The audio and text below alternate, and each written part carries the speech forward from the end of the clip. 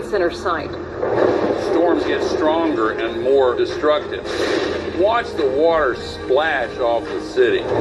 This is global warming. I feel so scared. Sorry.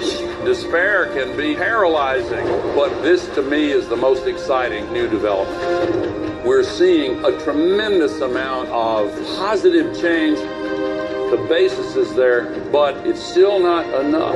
It's crunch time at the climate change conference in Paris. Still some really tough negotiations going on. What would it take to shift to renewables? I'm talking about breaking the impasse.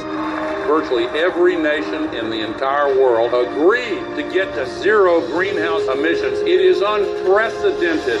It's time to put America first. That includes a promise to cancel billions in climate change spending. Our plan will end the EPA. The next generation would be justified in looking back at us and asking, what were you thinking? Couldn't you hear what the scientists were saying? Couldn't you hear what Mother Nature was screaming at you? Aloha! This is Trinidad, your island man, coming to you live once again from beautiful Hawaii here on the island of Oahu, bringing you, yes, you, the best movie reviews on the entire island of Oahu. And yes, this is Trinidad, your island man.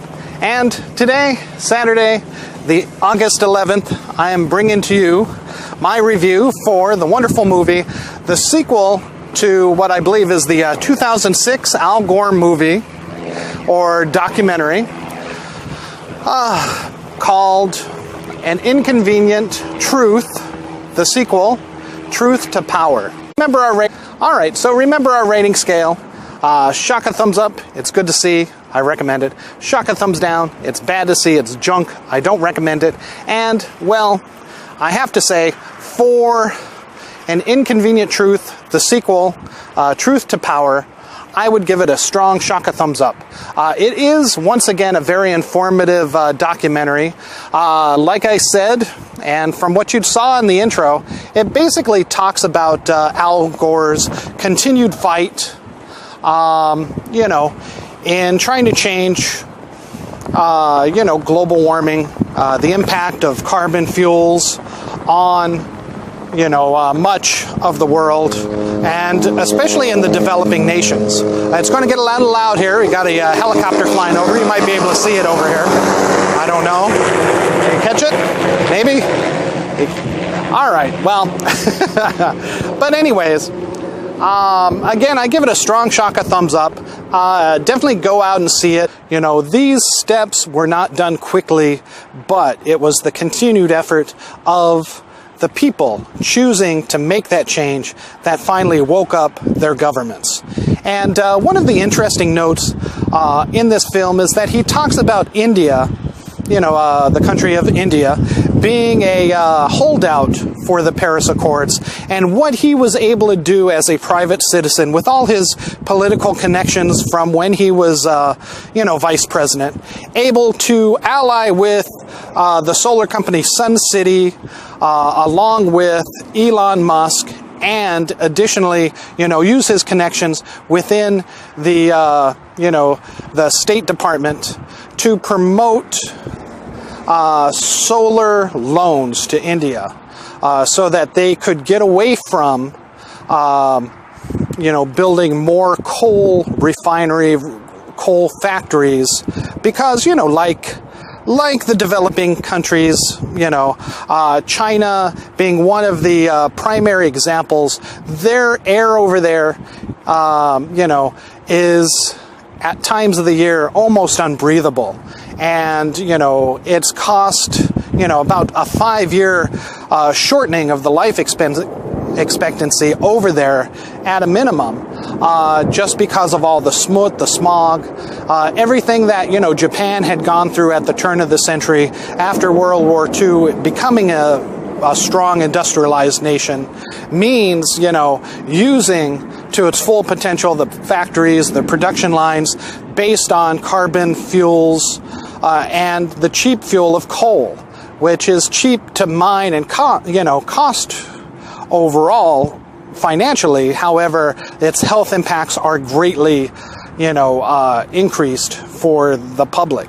And, because he was able to broker this deal, essentially India had signed the Paris Conference Accord, agreeing to the zero greenhouse emissions, and stopped production on many of those coal factories because they now had access to large solar panels, and then they could make solar farms and counteract, still get that power, counteract their loss of power, their need for power with a cleaner alternative, which is what most of the world is facing now, even in developing parts of Africa.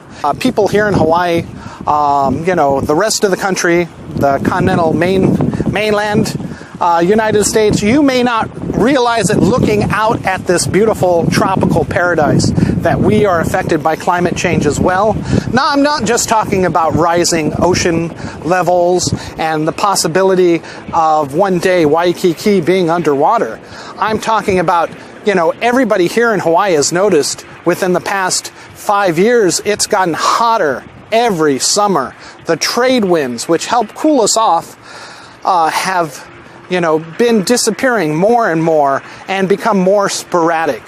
It's very hard to predict when they're going to be coming, how long they're going to be coming, and that's all an example of the effects of global warming.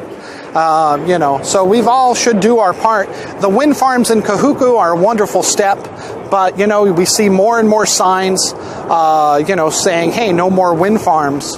And I've got to wonder, is that really from the community, or is that really maybe somebody from HECO funding that? That's something we've all got to wonder, because, if we pay, almost the highest price out of all of the United States for our gasoline, because it's got to come way over here from ships. But that gasoline not only goes in our cars, it goes to HECO. Sure, they're doing some of the burning of the garbage, but, it's still oil, which is still going back up into the air.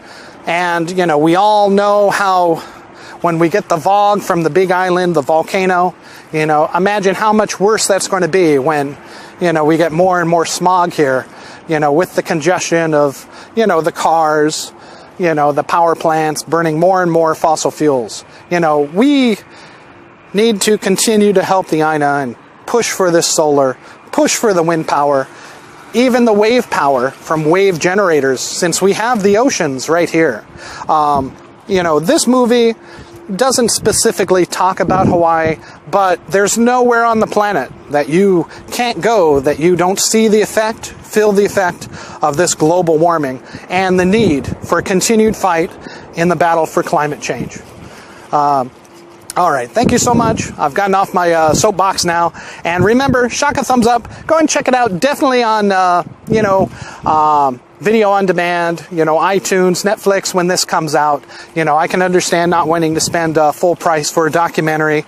But in many respects, this was a scarier horror story than Annabelle 2 Creations because, one, it's true, and two, it's happening to everybody on the earth.